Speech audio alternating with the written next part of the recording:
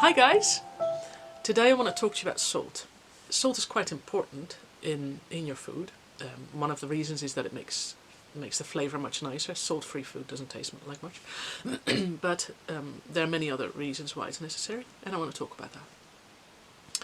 So we all know that salt has a high content of sodium chloride. It's just the way salt is, that's just the way it works, that's just normal.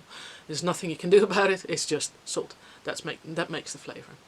But what you have with white salt is that white salt has been stripped of all the minerals, and those minerals are really necessary for your body. So it means that it's lacking in nutritional factors that your body really needs. Here you see white salt, just a simple white salt, where there's no colour, there's nothing, so the minerals are out. So salt is necessary in your food. One of the reasons is that salt is actually needed for the production of hydrochloric acid. And that is what you need in your stomach for digestion. Without that, you're not going to get very far. So that means that when you are on a low salt diet, your body has a problem creating that hydrochloric acid, which means that digestion is not going to go as well as it's supposed to be. Then there's the thing that low salt intake has been linked to several health problems. That's also something that's relatively recently had come out, because in the past there was always the thing of low salt is good for people with hypertension, and I don't know of people who were on a no salt diet even, and they did not get much healthier from it. So research has actually caught up with the real world in the meantime. Now, some of the health problems that are linked to low salt intake are metabolic syndrome, insulin resistance, poor digestion, parasites, depression, and also hypertension. So therefore, take salt to taste. Your body knows quite well how to take care of salt when you get too much. Your body's really good at keeping the right balance for your salt in your body. There's a need for it, and that balance your body can do really well. The moment you eat too much salt, you get thirsty. Besides, your food doesn't even taste nice, so when it's over salted you won't like it, so you will even take much less of it. But the next thing is when there's too much in your body, you get thirsty. It means you drink more. With that, your kidneys can easily take the salt out of your bloodstream, because you just go to the loo, and there you take a wee, and gone it is. It's much harder with sugar, because that requires the pancreas to make insulin, and that's a whole different topic altogether, so I'm not going to address that in this video. So, in many countries, salt gets fortified. That is done with iodine. That started in about the 1920s. On my blog you can read more detail about it. But that started to help people with getting enough iodine so that they wouldn't get a goiter and wouldn't have thyroid problems. Now in other countries they add fluoride, such as in Switzerland, which means that pretty much every Swiss cheese has fluoride in there. In some other countries they use iron to help with iron deficiency in the population.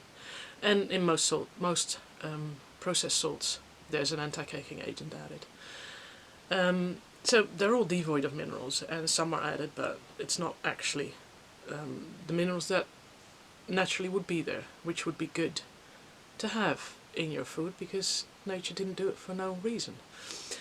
So then you have the unrefined salts. They have more minerals than white table salt, usually magnesium, calcium and sulfates, but there are some other things like algae, bacteria, sediment. It's all good. It's better to have more minerals in your diet because a lot of people really need them. So this is one tiny step that you can take to make sure that your family gets a healthier diet. And nobody will revolt about salt, because salt just tastes like salt. The most commonly used one is grey salt. Now that bag is very noisy, so I'll be quiet when I show it to you. I'm getting it now.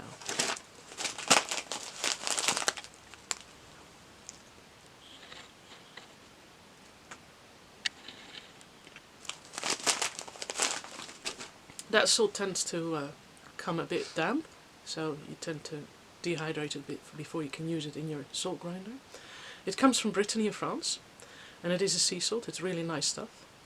It gets harvested from June to October, and that depends on the weather, you know, sun and wind to get it dehydrated to be able to use it.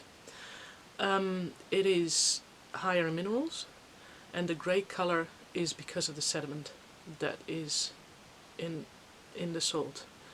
And the smell is slightly fishy. We really like that, but it's the traces of algae, which is, you don't really taste it as much, it's just a very nice rounded flavour. And on my blog you can read whichever minerals exactly there are that are higher in them, because I can't memorise that all. There's no point in that, I can read it back. For me, this grey salt is my go-to salt, most of the time. It's very easy to use. You know, it's not very expensive. You can easily get it on Amazon in a 3-pack, so you get 3 kilos for not much money. So it's just really nice stuff to use. Because it comes damp, I tend to dehydrate it a bit so that I can add it to put it in my salt grinder. But for some people, you know, when you just have it and you add it to a soup, there's no need to dehydrate it. But when you put it in a salt grinder, there is. It's really easy. Just look on my blog, you'll see how it works. And then the next one, which is a relatively commonly available salt as well, is pink salt or Himalayan salt. This comes from mines in the Himalayas or in the Andes Mountains, so that depends a bit. It's been there for thousands of years, and the colour pink is because it has a higher iron content, which for some is good, for some is not, so that just depends on what you want. This is pink salt. It's actually really nice stuff. You can see that some bits look a bit reddish, almost. It's really nice. Pink salt tastes quite salty, so it's quite multifunctional use. It doesn't have any specific flavour as some salts do, so it's just fine. With this one, you can probably use slightly less of it because it tastes quite salty. I tend to, somehow. The grey salt I tend to use a little bit more of, but in the end it doesn't matter. And then the next salt that I want to talk about is blue salt. Here you see how it looks. You see the blue specks in there? Okay. Blue salt, which is also known as Persian salt, comes from mines in the mountains somewhere in northern Iran. On my blog is the exact place. The blue color comes from a potassium mineral that's called sylvinite, and it's only present in this salt. You don't see it in other salts. These crystals were made a long time ago, and it's higher in several different minerals, which you can read in my blog.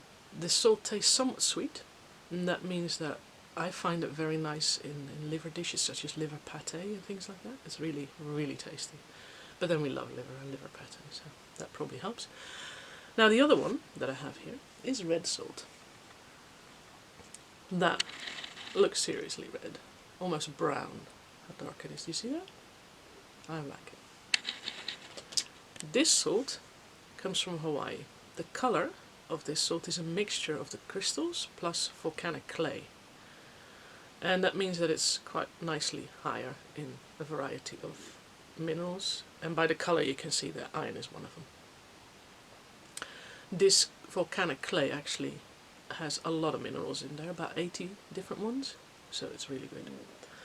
The taste is somewhat nutty, and that makes it excellent for dishes that can do well with a slightly nutty taste. One of them being liver pate, because liver and nuts really go well together, so worth a try. And then the last one that I have here, that's black salt. You see how dark it is? Fascinating, isn't it? And this one comes from either Cyprus or Hawaii, and both have areas where this black salt can be harvested, so it's pretty good. This salt is created by the volcanic charcoal underground, and that makes it black. This also means that it's quite rich in sulfur and some other minerals. The taste is for some a bit like rotten eggs because of the sulfur. The high sulfur content just does that. Not everyone likes it, but many love it. We really do like it, just in small amounts and in particular dishes, not always. So yeah, it's really it's always nice to have a bit of a variety. I don't always have them all, but because I made this video, I've got them all. So now I can play with salt again, which I really like. And as I'm a health coach, I'm always going to talk about that at the end of my videos. If you want to have help improving your diet and improving the nutrition that you feed to your family, you can contact me, we can talk. It doesn't have to cost you an arm and a leg. It can be fairly easy. It can be a talk once a month. It can be even once every other month.